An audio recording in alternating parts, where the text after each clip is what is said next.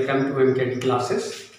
आज एक बार फिर मैं आपके लिए एक वीडियो, बच्चों की डिमांड आई थी मेरे पास, तो उसी के लिए आपके लिए एक और वीडियो मैं आज बनाने जा रहा हूं और आशा करता हूं कि ये बहुत ही सुंदर, बहुत ही प्यारा टॉपिक है और निसंदेह ये टॉपिक आपको पसंद आएगा और आवश्यक भी है, कठिनतर भी है। तो इसको समझने में बिना वीडियो के बेटा ये टॉपिक ऐसे भी कम समझ में आता है।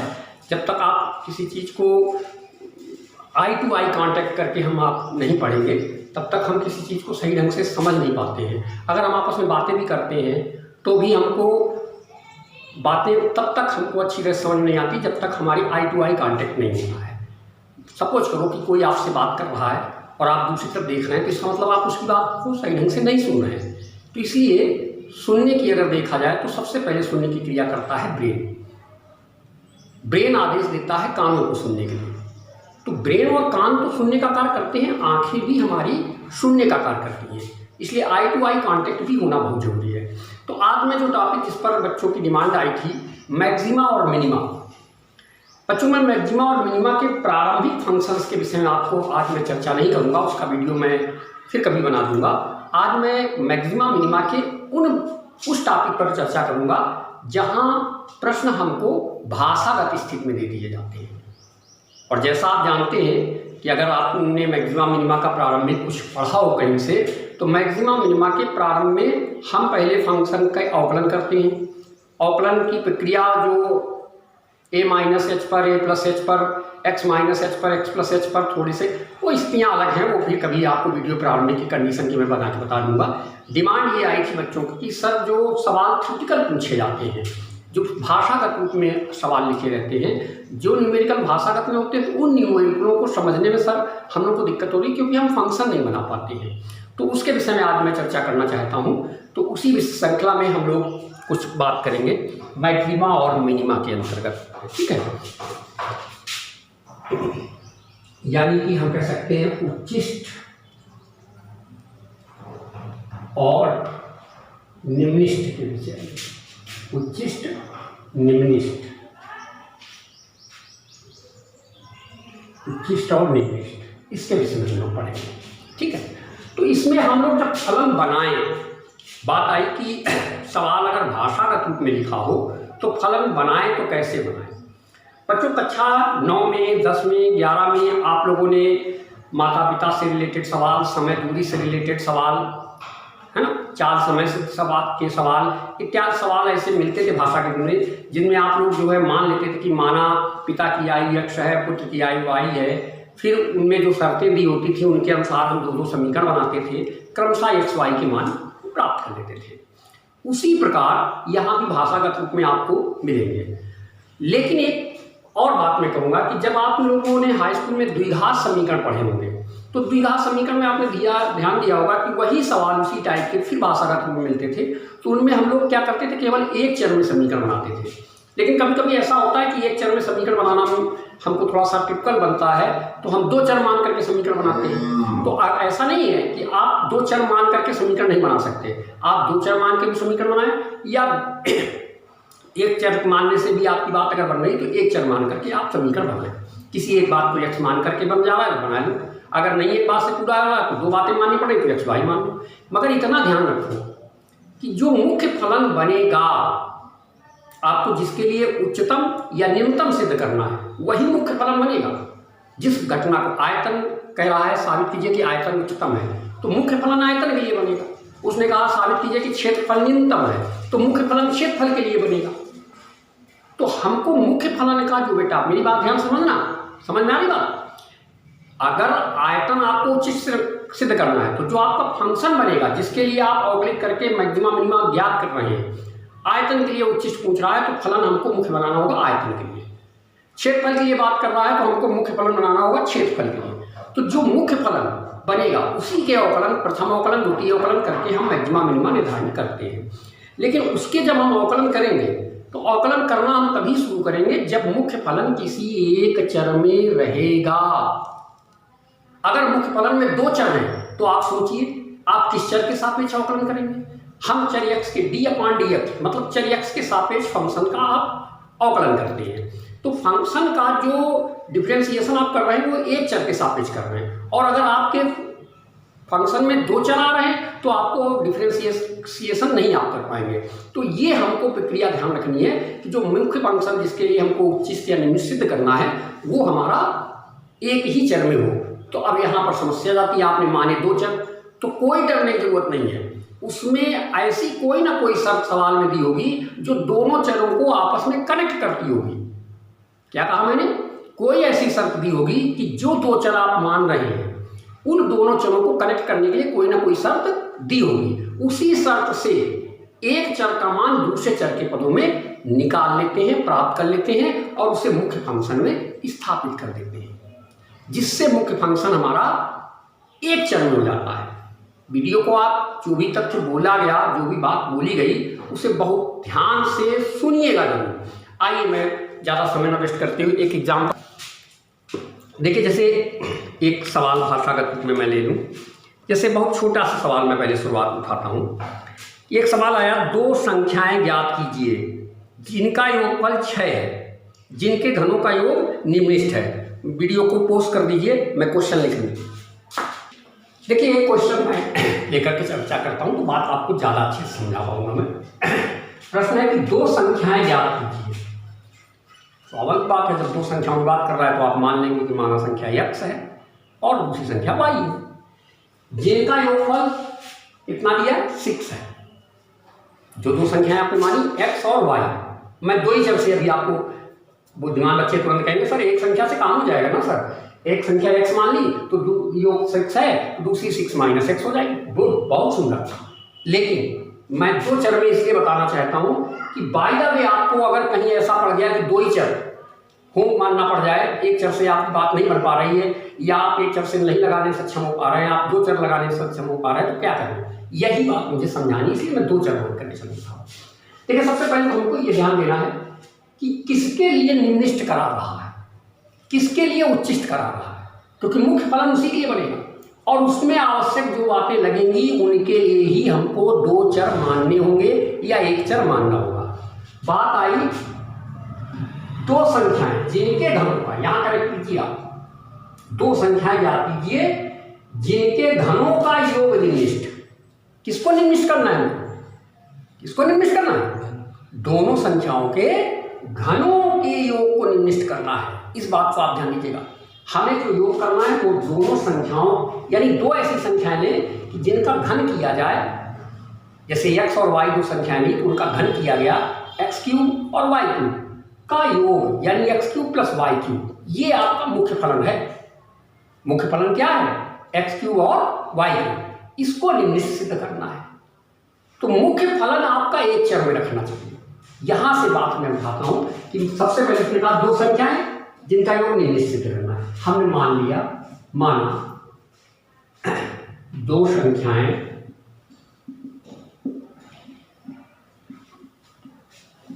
सही आ रहा है, दिख रहा है वीडियो में सब साफ। माना दो संख्याएं x व y है। अब हमको फलन किसके लिए बनाना है? फलन जिसका भी बनाएंगे वो आपको लास्ट में ही प्राय मिलेगा, जिसका निम्निष्ट या उच्चिष्ट प्राप्त करना है उसी के लिए फलन बनाना है। तो निम्निष्ट हमको प्राप्त करना है संख्याओं के घनों के योग के लिए निम्निष्ट करना है। उच्चिष्ट लिखा होता तो उच्चिष्ट की बात करते, लेकिन बात मुख्य है कि फलन बनेगा संख्याओं के घनों के योग के लिए। तो संख्याएं x y है, उनके घनों का योग क्या हो जाएगा? x³ और y³। आपको याद होगा जब कोई फंक्शन देता था, जैसे मान लीजिए फंक्शन दे दिया x³ + 3x ऐसे करके देता था, तो आप उसको या तो fx मान लेते थे या फंक्शन को y मान लेते थे और fx का अवकलन करके f' लिखते थे बच्चों, या y के सापेक्ष लिखते थे dy/dx लिखते थे। तो जो फंक्शन आप बनाएंगे, लेकिन ध्यान रखिएगा उस फंक्शन को कोई नाम देना पड़ेगा। तो यहाँ क्या कहा मैंने? जो फंक्शन बनाएंगे उसको भी कोई नाम देना पड़ेगा। फंक्शन एक पक्ष हो जाएगा और नाम में दूसरा पक्ष हो जाएगा। तो यहाँ पर बात आई दो संख्याओं की, तो हमने मान लिया कि दो संख्याएं x और y है, तो मुख्य फलन क्या बनेगा? मुख्य फलन बनेगा दोनों संख्याओं का योग। तो प्रश्नानुसार, अकॉर्डिंग टू क्वेश्चन, प्रश्नानुसार संख्याओं के घनों का योग, संख्याओं के घनों का योग घनों का योग कितना बनेगा, x³ प्लस y³। तो जो बना उसे कोई भी नाम दे दो, आप कुछ भी नाम दे दो, मान लो इसको हमने दे दिया नाम s, योग की बात है, सम कहते हैं, s नाम दे दिया, x = x³ प्लस y³।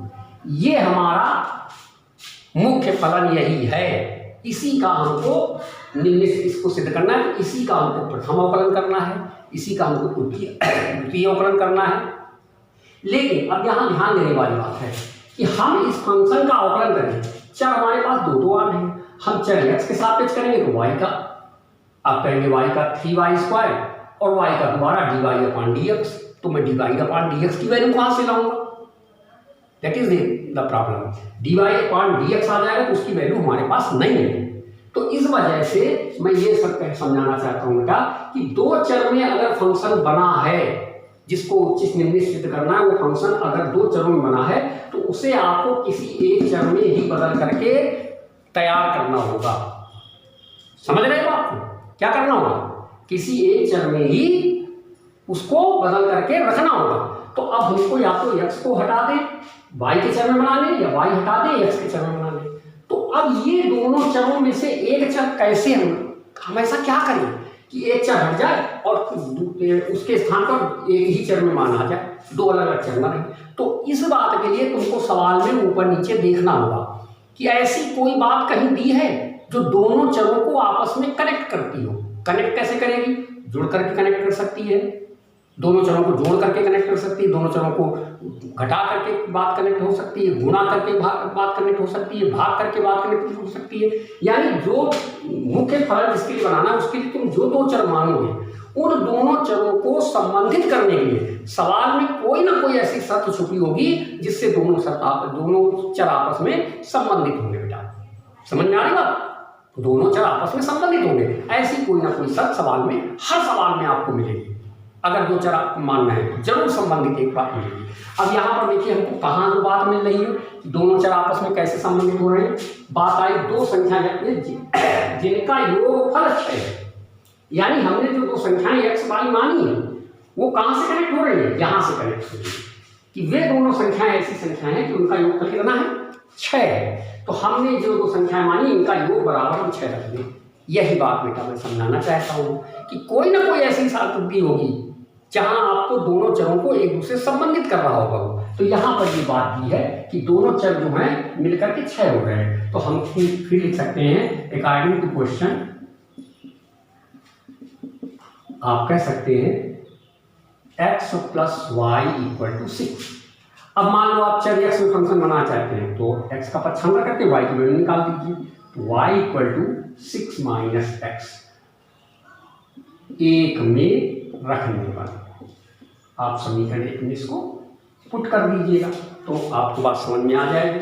तो समीकरण 1 में अब हम इसको रखें तो हमारा ये क्या बन जाएगा, s = हो जाएगा x³ + 6 - x का होल क्यूब। बस हो गया काम आपका। अब आपने y का मान जब रख दिया तो ये बन गया करके। अब आप देखें कि जो फंक्शन है आपका, अभी तक ये था दो चरों में और मैंने यही बात आपको समझाई कि एक चर में रहना चाहिए। तो एक चर में रहने के लिए आपने जो दो चर माने हैं, मुख्य जिसके लिए फलन बनाना था, जिसको उच्चिष्ट निम्निष्ट सिद्ध करना था, वही आपका मुख्य फलन होगा। इस फलन के लिए अगर आपको दो बातें माननी पड़ी तो उन दो बातों को मानने के लिए आपने दो चर प्रयोग किए, मगर फलन एक चर में रहना चाहिए। तो दोनों चर जो आपने माने हैं उनको आपस में कनेक्ट करने के लिए कोई ना कोई शर्त प्रश्न में रहती है। तो वो शर्त आपको क्या मिली कि x और y दोनों संख्याओं का योग कितना दे रहा था, प्रश्न में 6 दे रहा था। तो दोनों का योग 6 दिया तो y = हो गया 6 - x। तो ये मान उठा करके हमने इसमें रख दिया तो आ गया ये। अब आपका फंक्शन एक चर में हो गया। अब इसका हम अवकलन करेंगे। सबसे पहले पहला अवकलन करेंगे ds/dx, क्या हो जाएगा 3x² प्लस इसका 6 - x और उस पर पावर कितनी बचेगी, 2 बचेगी और इसका दोबारा करेंगे तो -1।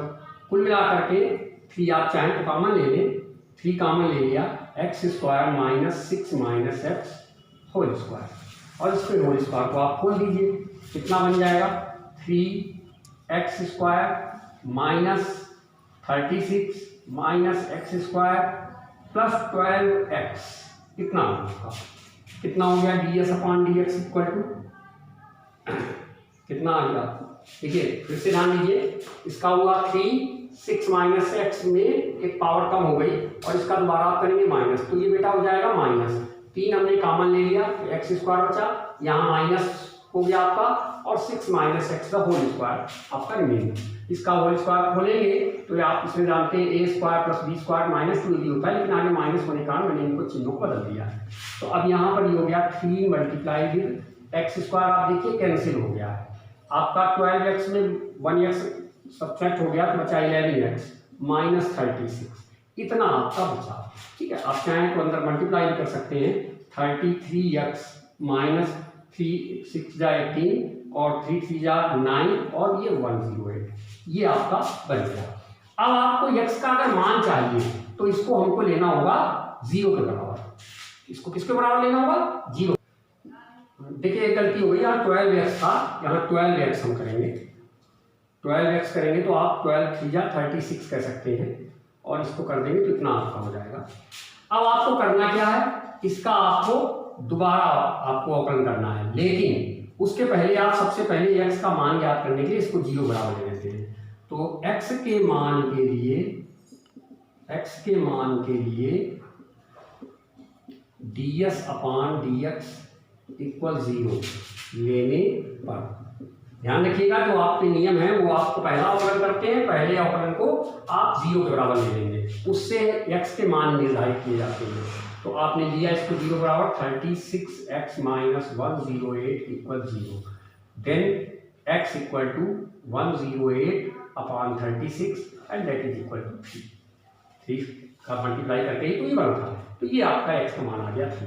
अब x का ये मान आप रखेंगे द्वितीय अवकलन में, तो जो आपका फर्स्ट आपका डिफरेंशिएशन प्राप्त हुआ है इसका दोबारा डिफरेंशिएशन करेंगे। तो हमने निकालना शुरू किया d2s अपॉन dx स्क्वायर, तो करिएगा इसका दोबारा डिफरेंशिएशन, ये आया 36 इंटू 1, अच्छा 0 हो गया, कुल मिला के 36 और x का मान इसमें रखते x का जो मान निकलेगा उसे द्वितीय फंक्शन में रखा जाता है।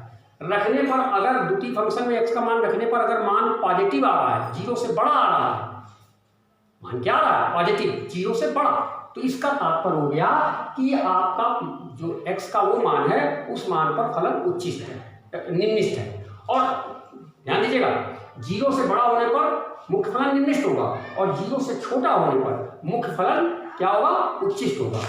अब x का मान आप इसमें रखेंगे द्वितीय अवकलन में, लेकिन अब द्वितीय अवकलन में बेटा x बचा ही नहीं है, जब x रहे तो मान रखोगे, x नहीं है तो कोई जरूरत भी नहीं है। फिर जो मान आया वो देखना आपको वो पॉजिटिव है या निगेटिव है, यानी 0 से बड़ा है कि छोटा है। तो आप देखिए 36 क्या होता है 0 से ग्रेटर है, यानी कि x अब ये बता रहा है जब x ना बचे तो आप उस जगह सीधे सीधे कह सकते हैं कि x के किसी भी मान पर उच्चिष्ट है या निम्निष्ठ है, तुरंत कह सकते हैं। तो चूंकि यहाँ पर ग्रेटर है ऑलरेडी 0 से, तो इसका मतलब x का मान कुछ भी लिया गया हो, x के हर मान पर फलन क्या होगा निम्निष्ठ ही होगा। तो इसलिए यहाँ लिख सकते हैं कि इसलिए x के प्रत्येक मान पर फलन क्या है निम्निष्ठ है, प्रत्येक मान पर बेटा निम्निष्ठ होगा। तो अब हमको ये क्लियर हो गया कि x का मान यानी कितना है 3 है, उसे आप द्वितीय इस जो आपने जो समीकरण ये तैयार किया था दोनों कनेक्ट करने वाला उसमें स्थापित कर दीजिए। तो चूंकि y equal to 6 minus x तो equal 6 minus 3 and that is equal 3। अब आपको मालूम है क्योंकि x इक्वल 3 तो इसलिए y जो आपको दिया है इतना तो वो भी आपका आ गया 3। तो दोनों संख्याएं कौन हो गई 3 और 3, तो इसलिए संख्याएं आपकी मिल गई, संख्याएं हो गई 3 एंड 3, ये दो संख्याएं। तो इस तरीके से हम बात को इंटरकनेक्ट करते हुए सवालों को लगाते हैं। तो आपको अगला वीडियो मैं आपको फिर बना करके दूंगा। तो ये एक सवाल मैंने आपको बताया कि फंक्शन बनाते कैसे हैं। आगे बहुत ही कठिनतर सवाल हैं जिनको आपको बिना वीडियो के समझने में बहुत दिक्कत होगी, तो मैं पूरी कोशिश करूँगा कि आपको लगातार वीडियो बना करके देता रहूँ। ओके।